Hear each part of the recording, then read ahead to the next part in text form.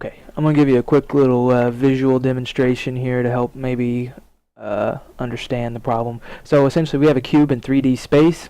There are three axes. The X is red, the Y is green, and the Z is blue. And we want to rotate this cube around each of those three axes, and eventually it will achieve some end rotation, which is a combination of the rotation around each of the three axes, and that will give us one matrix, and from that one matrix we want to be able to say what the rotation around X, Y, and Z was. Now the order does matter. Like I was telling you, I use X, Y, Z rotation, which means that no matter how permutated this thing gets, rotating around its local Z axis will not affect any of the others. So let's just give them some random degrees here. Now, if I rotate this thing around its local X, you can see that the only rotation up here that is changing is the X. But if I rotate around the Y, you can see that everything is changing. And if I rotate around the Z, once again, you can see that everything is changing. So the X is the only one that, although I'm not really 100% sure why the Y is changing the Z, but regardless, that's what that means. I don't know how important it is. The way that the matrices are multiplied together is actually counterintuitive.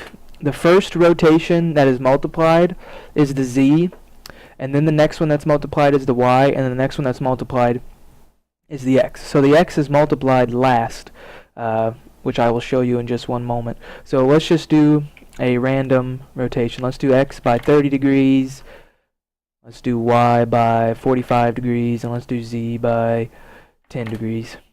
Okay, so just real quick, just to show you, if I change this to any other rotation order, you can see that it's changing because the order matters. So I put it on XYZ, which is the one that which is the default that the game is using. Okay, so now let's look at the numbers given. So 30, 45, 10. Ultimately, the matrix that you're given is, let's see, print. Actually, let's do these exact numbers.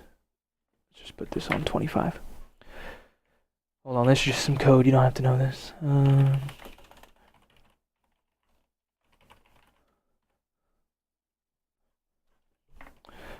Oops. Okay, so let me run that real quick. Okay, so ignore everything. This right here, just ignore that it prints multiple times. This right here is the ultimate rotation matrix that you're going to get. So the mission is to be able to extract how much you've rotated around X, how much you've rotated around Y, and how much you've rotated around Z to get this. And the way that this is formed, like I said a moment ago, is multiplying the three matrix rotations together, which was that cosine sine baloney that I had showed you, and it's in the order of Z, Y, X. So you rotate Z times Y, then you rotate ZY times X. And just to show you what each of those would be, let me just print each of them.